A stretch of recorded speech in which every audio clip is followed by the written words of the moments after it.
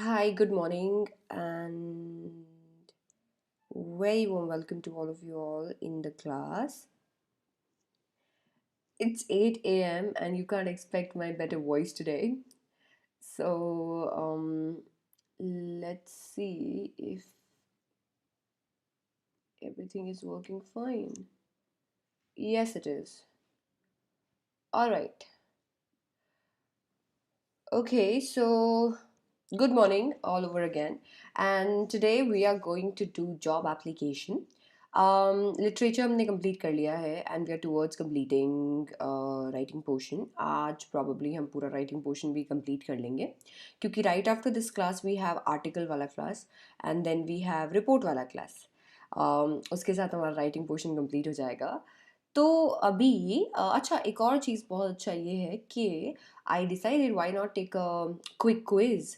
And इसीलिए 10:15 p.m. पे we have this amazing Menti coming from for you guys. और वो मेंटी क्विज है 10:15 पे रात में. और वो होगा इंग्लिश लिटरेचर की पोइट्रीज पे.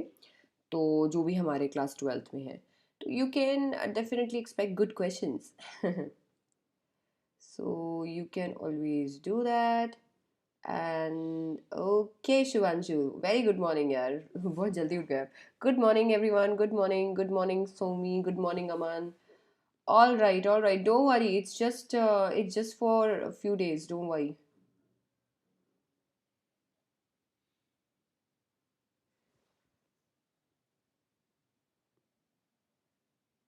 Okay. Hmm.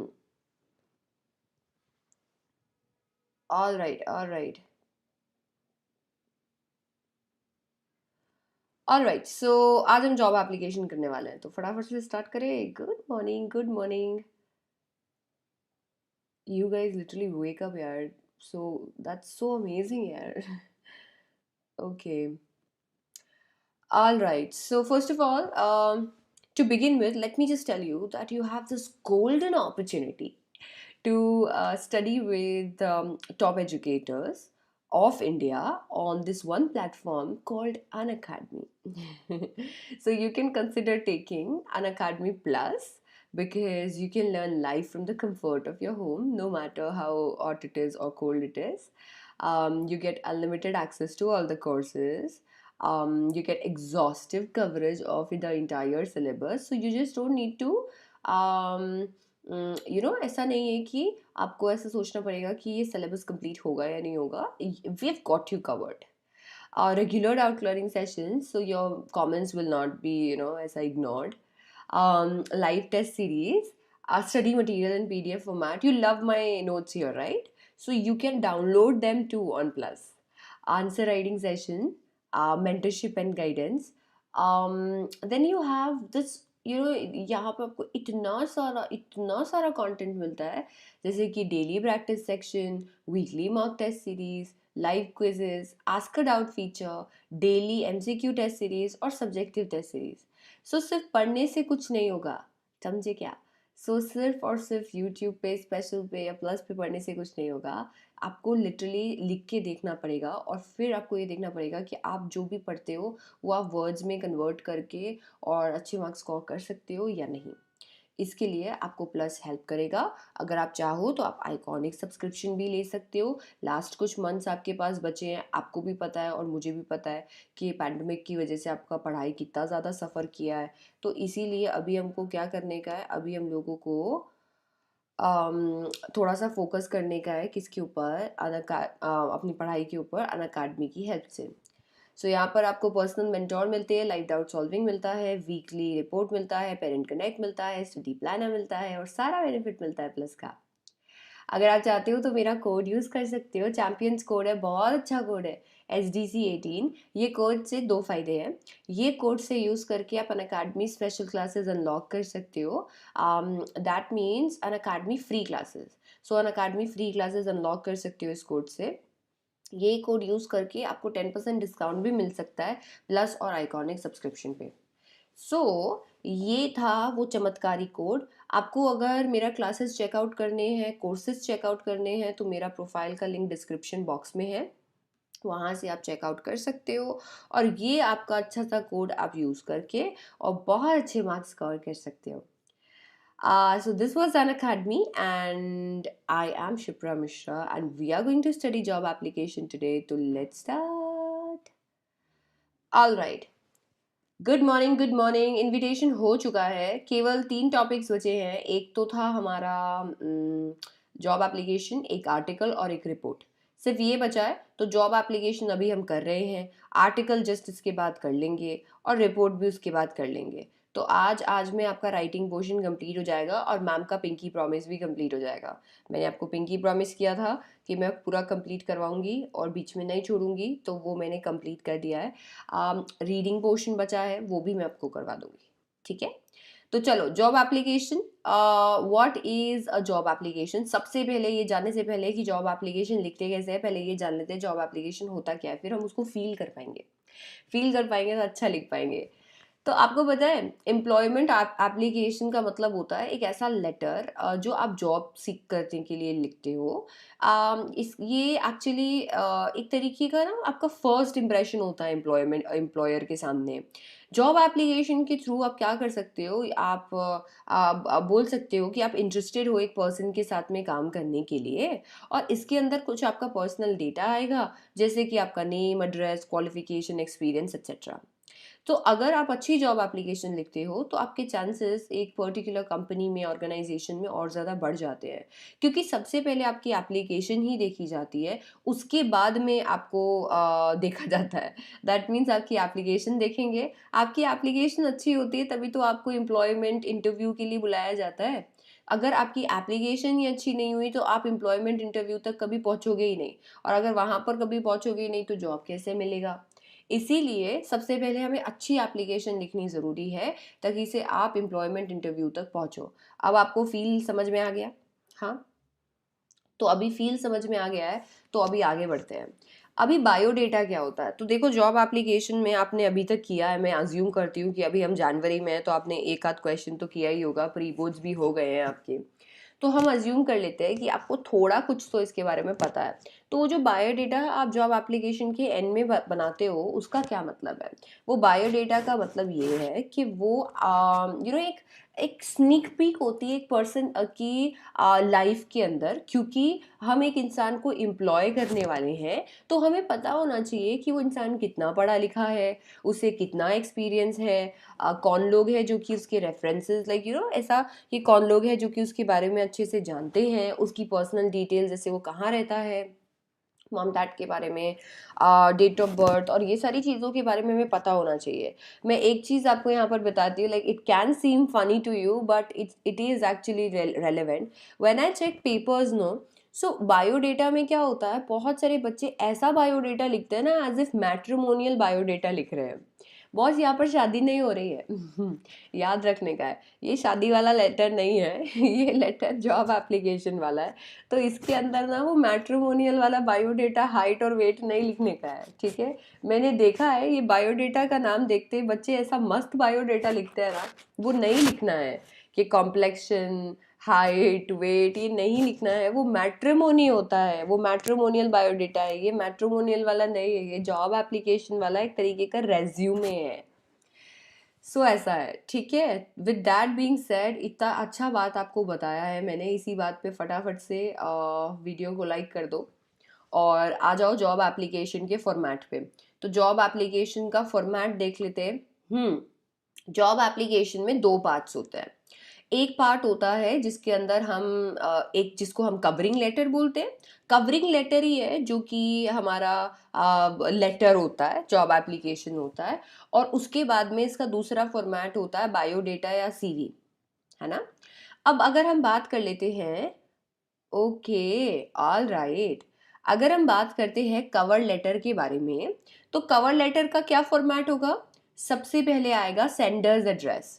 सेंडर्स एड्रेस का मतलब है वो इंसान जो कि इस लेटर को भेज रहा है, उसका एड्रेस, वो ये लेटर कहाँ से आया है ये पता होना चाहिए. फिर आती है डेट. अब ये जो डेट है, ये डेट बहुत मतलब ये डेट फुल होनी चाहिए। याद रखो, जब भी आप डेट लिखते हो तो डेट को न्यूमेरिक मत लिखो, उससे कंफ्यूजन होता है, क्योंकि अमेरिका और ब्रिटिश के डेट रीडिंग सिस्टम्स अलग हैं। उसके ऊपर से आप ये इंग्लिश का पेपर लिख रहे हो तो इसमें नंबर्स नहीं होने चाहिए ना, तो इसीलिए हम लोग यहाँ पर डेट डालते हैं, बट हम फुल वाली डेट डालते हैं। जैसे हम डेट डालेंगे, आज कौन सा डेट है, 23 जनवरी, पूरा जनवरी लिखेंगे, फिर 20 और फिर एक्स एक्स, ऐसा ऐसा पूरा होना चाहिए।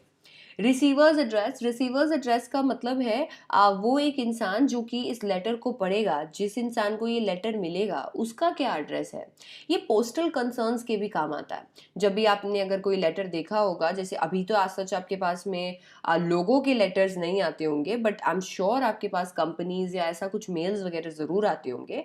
तो वो अगर आते हैं तो आपने देखा होगा एनवलप कैसा होता है। एनवलप है, एनवलप में ना ऐसे कुछ ऐसा ट्रांसपेरेंट एक ऐसा स्पेस होता है। वो ट्रांसपेरेंट वाले स्पेस में आपने देखा होगा आपका नाम लिखा होता है ना। आपने देखा होगा कि आपका नाम लिखा होता है, मतलब जिस इंसान को वो लेटर मिल रहा है उसका नाम लिखा होता है और उसका एड्रेस लिखा होता है। और फिर जब आप उस लेटर को अंदर से निकालोगे और उसको खोलोगे तो वो एकदम ऐसा फॉर्मेट आता है। तो ये रिसीवर्स एड्रेस के कुछ कंसर्न्स होते हैं, लॉजिक से बता रही हूँ। ये कंसर्न क्या है, ए आपको पता होना चाहिए, ये बता देता है कि ये किस तक पहुंचेगा, और दूसरा बेसिकली पोस्टल कंसर्न है कि भाई ये लेटर उस इंसान तक पहुंच जाए जिस इंसान को ये लिखा गया है। हम्म। ओके जी। अभी अभी स्टार्ट हुई है 8 बजे से। हाय सिरोही दीदी, हाँ जी। ऑलराइट। फिर आता है हमारा सब्जेक्ट। तो रिसीवर्स एड्रेस लिख दिया, तो फिर आएगा हमारा सब्जेक्ट और फिर आता है सैल्यूटेशन। देखो, सब्जेक्ट और सैल्यूटेशन में कोई भी तरीके का ऐसा चेंज, मतलब ऐसा कोई ऐसा स्ट्रिक्टनेस नहीं है। सब्जेक्ट पहले लिख सकते हो, सैल्यूटेशन बाद में लिख सकते हो, सैल्यूटेशन पहले लिख सकते हो, सब्जेक्ट बाद में लिख सकते हो। ये मैम को कैसे पता चला? आपने सैम्पल पेपर देखा, सैम्पल पेपर में मार्किंग स्कीम देखोगे तो वहाँ पर बोर्ड ने बहुत क्लियरली लिख दिया है कि कोई दिक्कत नहीं है अगर सब्जेक्ट पहले लिखा है, सैल्यूटेशन बाद में लिखा है, सैल्यूटेशन पहले लिखा है, या फिर सब्जेक्ट बाद में लिखा है। इसके बाद में आएगा आपका बॉडी। बॉडी डेफिनेटली हमारा मेन कंटेंट है और यहाँ इसी के लिए हमें मार्क्स मिलेंगे। एक और चीज़ मुझे आपको सैल्यूटेशन के बारे में बतानी थी, और वो सैल्यूटेशन के बारे में चीज़ ये है कि थोड़ा सा अवॉइड करना रिस्पेक्टेड लिखना। रिस्पेक्टेड ग्रामेटिकली करेक्ट नहीं होता है, इसलिए हम नहीं लिखते हैं, बट आपके स्कूल्स अलाउ कर देते हैं तो फिर इसलिए अलाउ करना पड़ता है। बट सर और मैम वुड डू। देन आते हैं वापस से बॉडी पर। हाँ, तो अभी यहाँ पर हाँ कोई दिक्कत नहीं है। स्कूल ने बोल अगर स्कूल वाले टीचर बोल रहे हैं पहले सैल्यूटेशन लिखना है तो आप पहले सैल्यूटेशन लिखो। मैं क्या समझाने की कोशिश कर रही हूँ, आप पहले सैल्यूटेशन फिर सब्जेक्ट, या सब्जेक्ट फिर सैल्यूटेशन लिख सकते हो। आपके स्कूल वालों ने जो पिक करवाया आप वो चूज कर सकते हो, दोनों एब्सोल्युटली करेक्ट है। हाँ जी, डियर लिख सकते हैं, डियर लिख दो। डियर से थोड़ा सा लेटर जो है ना वो सेमाई फॉर्मल हो जाता है, तो हम वो चाहते नहीं है, इसीलिए हम सर मैम लिखना ज़्यादा पसंद करते हैं। तो अभी ना थोड़ा सा चेंज करते हैं इसको, सर और मैम ही लिखते हैं, डियर नहीं लिखेंगे। और रिस्पेक्टेड तो ग्रामेटिकली इनकरेक्ट है तो लिखेंगे ही नहीं। अब बात करते हैं बॉडी की। तो अभी ना ये वाला बॉडी और हम जो कल हम सीखे थे ना लेटर टू एडिटर, उसके बॉडी में डिफरेंस होगा। क्योंकि लेटर टू एडिटर में पूरा भावना आना जरूरी है, बताना जरूरी है कि ऐसा ऐसा ऐसा ऐसा। यहाँ पर ना वो जरूरी नहीं है। यहाँ पर छोटू सा पैराग्राफ होगा क्योंकि अभी बायोडेटा बचा हुआ है। तो बायोडेटा बचा हुआ है तो ज्यादा बड़ा पैराग्राफ नहीं होगा, छोटा सा पैराग्राफ होगा जो कि ये बताएगा ऑन द फर्स्ट प्लेस कि आप इंटरेस्टेड हो उस पर्टिकुलर ऑर्गेनाइजेशन को जानने के लिए, तो वो होना चाहिए। तो ये ज़्यादा बड़ा नहीं होगा। याद रखो कि आपका टोन काफ़ी फॉर्मल होना चाहिए, कोई फ्लावरी लैंग्वेज यूज़ करने की ज़रूरत नहीं है, और फिर बटरिंग को थोड़ा सा बचा के रखो जॉब के लिए। यहाँ पर करने की ज़रूरत नहीं है। कंसाइज होना चाहिए, टू द पॉइंट होना चाहिए, और आप मतलब watch your language while you're writing this, है ना।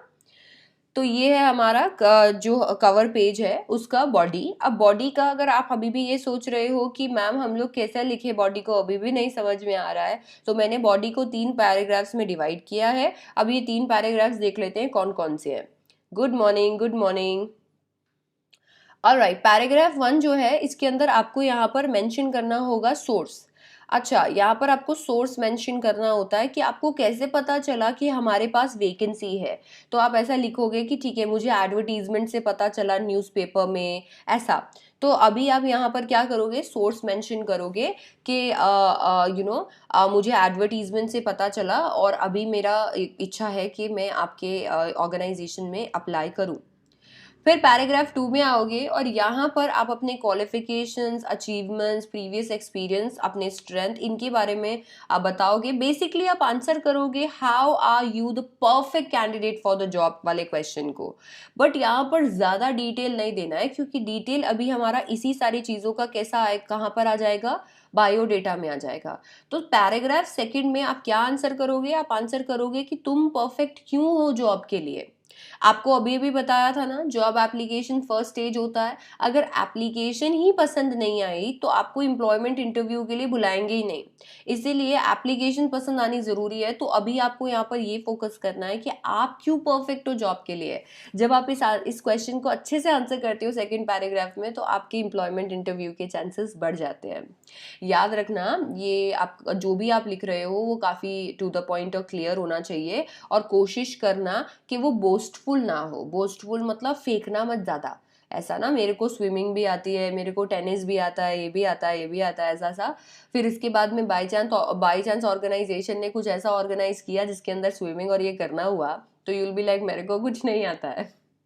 ऐसा नहीं होना चाहिए, तो फेंकना मत। आते हैं पैराग्राफ 3 पे। अब पैराग्राफ 3 में आपको क्या करना है, आपको ये बोलना है कि मैंने इस पूरे लेटर के साथ में मेरा बायोडेटा या फिर मेरा जो सीवी है, 1-on-1 इंटरव्यू के लिए नहीं, सॉरी, सीवी जो है वो मैंने अटैच कर दिया है, स्टेपल कर दिया है। और साथ ही साथ आप ये भी बोल सकते हो कि please consider me for interview, और I am looking forward for the positive response. So बड़े प्रॉमिसिंग नोट पे आपको ये कंप्लीट करना है। जैसे ये कंप्लीट हो जाता है, अब आपका आएगा कॉम्प्लीमेंट्री क्लोज। ना कॉम्प्लीमेंट्री क्लोज यहाँ पर दो ही है जो आप यूज कर सकते हो, एक तो है योर्स फेथफुली और एक है योर्स सिंसियरली। तो ये दो ही आपको यूज करने हैं। इसके बाद फाइनली आप सिग्नेचर दोगे और अपना नाम लिखोगे। ठीक है। अगर यहाँ पर मेंशन, हाँ ठीक है, अभी यहाँ पर जब आप अब आगे क्या करने वाले हो, आप आगे आप बायोडेटा बनाने वाले हो। That means it's going to be personal. और यहाँ पर ये कोशिश करना कि गलती से भी अपना पर्सनल डिटेल मत दे देना, क्योंकि उससे देर आर चांसेस कि आपका पेपर डिस्क्वालीफाई हो जाए। तो अभी हमें वो नहीं करना है, क्योंकि ये एक चीटिंग अटेम्प्ट के लिए काउंट होता है। तो अभी जो भी हमें दिया हुआ है इन्फॉर्मेशन, जैसे किसी का नाम वगैरह लिखा हुआ है ऑलरेडी क्वेश्चन में, तो वही अज्यूम करना है। और नीचे अपना कुछ भी ऐसे ऐसे कुछ भी ऐसे इमेजिन करके लिखना है। खुद का कुछ भी जो हो वो वहाँ पर मेंशन मत करना प्लीज़। ऑल राइट, देन इसके बाद में जैसे ये हो जाता है, तो अभी आपका जो कवर लेटर है वो हो गया है कंप्लीट। तो कवर लेटर कंप्लीट हो गया है। जॉब एप्लीकेशन के दो हिस्से थे, बताया था आपको, कवर लेटर और बायोडेटा। तो अभी कवर लेटर तो कंप्लीट हो गया है। आ जाते हैं दूसरे वाले हिस्से पे, जो कि है हमारा बायोडेटा। जैसे आपने यहाँ पर वहाँ पर कवर लेटर लिख दिया, तो अभी आपको क्या करना है, अभी आपको बायोडेटा लिखना है। अब बायोडेटा क्या है, बायोडेटा का फॉर्मेट देख लो। तो आपके लिए बायोडेटा का फॉर्मेट यहाँ आ चुका है। बायोडेटा या सीवी जो होता है जनरली 4 पार्ट्स में डिवाइड होता है। एक है हमारा पर्सनल डिटेल, फिर आता है हमारा क्वालिफिकेशन, आएगा एक्सपीरियंस और आएगा रेफरेंस।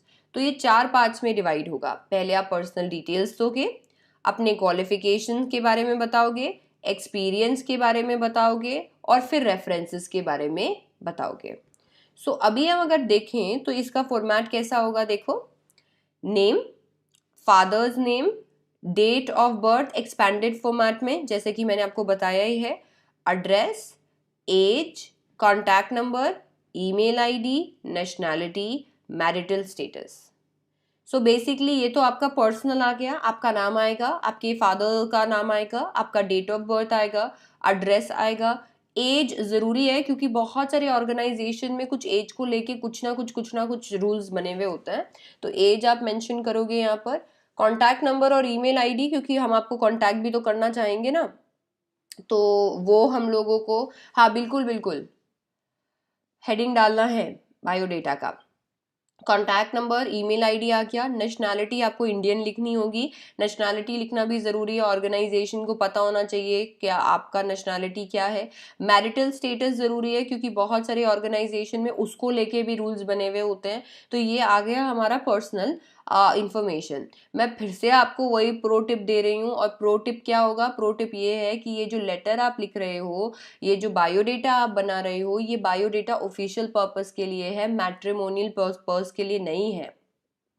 बहुत सारे बच्चे बायोडेटा को पता नहीं कौन सा बायोडेटा समझ लेते हैं, ये मैट्रिमोनियल पर्पस के लिए, दिस इज नॉट फॉर ये जॉब एप्लीकेशन पर्पस के लिए, this is not for matrimonial purpose. तो इसके अंदर यहाँ पर कॉम्प्लेक्शन, हाइट, वेट ये नहीं लिखने का है, ठीक है।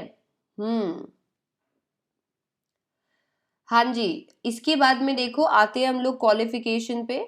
अभी क्वालिफिकेशन में आपको एक टेबल बनाना है, और टेबल बनाकर कैसे कैसे टेबल बनाओगे?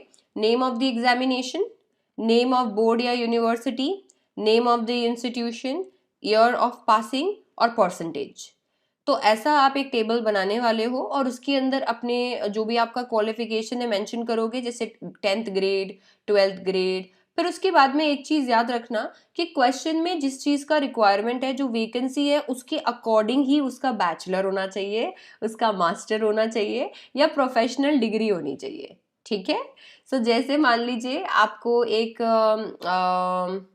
फॉर एग्जाम्पल आपको एक मैनेजर के लिए अप्लाई करना है, तो आप यहाँ पर क्या क्या मेंशन करोगे? 10th मेंशन करोगे, 12th मेंशन करोगे, BBA मेंशन करोगे, कैन बी BCom, और MBA मेंशन करोगे।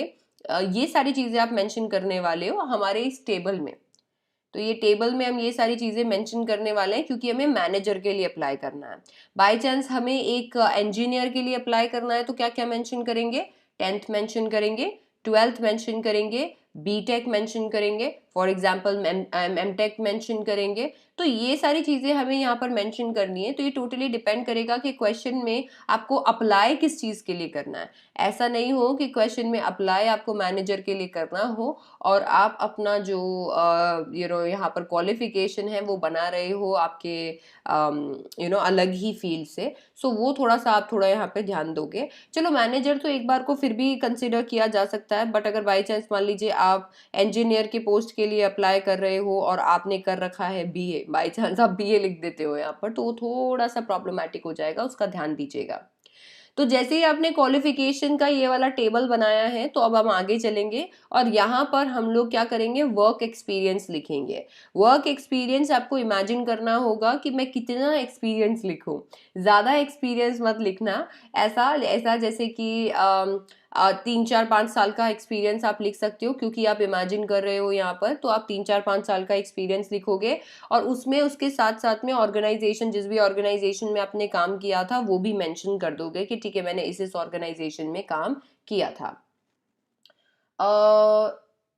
नहीं खुशी, डोंट वरी, आपको पता होगा कि इसका बेसिक रिक्वायरमेंट क्या है। और अगर बाय चांस नहीं आपको पता हो ना, ऐसा बोर्ड को पता चल जाएगा, तो वो क्वेश्चन में मेंशन कर देंगे कि क्या होना चाहिए उस पर्सन में। आज अगर आपने सैंपल पेपर देखा होगा तो आपको पता चला होगा कि सैंपल पेपर में विजुअल क्यूज से क्वेश्चन आया है, कि आपने एक एडवर्टीजमेंट देखा और उस एडवर्टीजमेंट को देख के आपने अप्लाई किया है। Okay, don't sneeze. ठीक है, सो उसको देख के आपने अप्लाई किया है, तो उसके अंदर मेंशन होगा कि क्या डिग्री आपके पास होनी चाहिए। Just don't worry about that. अगर आपको नहीं पता है कि एग्जैक्टली ये क्या है, तो एक बेसिक बैचलर की डिग्री आप लिख सकते हो। और आप जैसे आपको ये तो पता है ना कि कौन सा आर्ट्स की फील्ड से है, कौन सा साइंस की फील्ड से है, या फिर कौन सी फील्ड से है, तो वो हमें पता होता है ना। तो इसीलिए अभी हमको क्या करना है? अभी हम लोगों को ये जितना भी फील्ड है इसका बेसिक चीज लिख देना। आप प्रोफेशनल नहीं जानते हो, छोड़ देना, ठीक है। अच्छा दिशा, हो क्या तुम? ओके। इसके बाद में अचीवमेंट्स लिख सकते हो, लैंग्वेज नोन लिख सकते हो, स्किल्स लिख सकते हो, वीकनेसेस, हॉबीज लिख सकते हो, इसके बाद में रेफरेंसेस आएंगे। रेफरेंसेस का मतलब क्या होता है, ऑब्वियसली कंपनी नहीं जानती आप किस तरीके के इंसान हो, कंपनी ये भी नहीं जानती है कि आपका कैरेक्टर कैसा है, तो कंपनी डेफिनेटली ये ट्राई करेगी कि वो किसी से पूछे जो कि उसको बता सके कि आप कैसे पर्सन हो।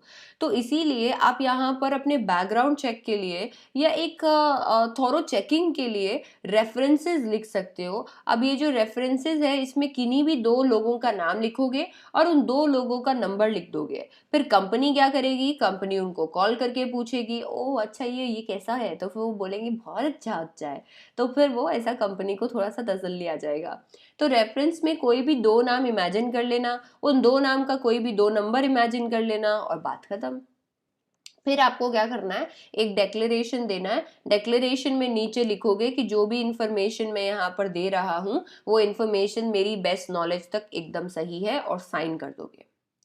अभी डेट, प्लेस और सिग्नेचर, ठीक है। So resume can be part of the letter और एज एन एनक्लोजर, तो ये लेटर का पार्ट भी हो सकता है और एनक्लोजर जैसा भी हो सकता है, जैसा भी आपको एग्जाम में लिखने को बोला हो। एक तरीके का फॉर्मेट ही है ये, तो कोई दिक्कत नहीं है।